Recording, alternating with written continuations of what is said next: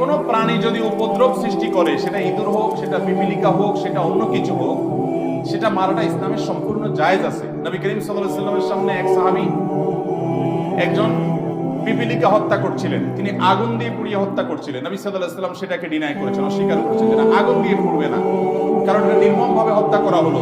তাকে যদি হত্যা করতে হয়, সে তোমার উপদ্রবের কারণ হয়, অবশ্যই তুমি হত্যা করতে পারো, আল্লাহ তাআলা তোমার জন্য সেটাকে জায়েজ রেখেছেন, কিন্তু তার মানে এই না যে তুমি নির্মমভাবে করবে।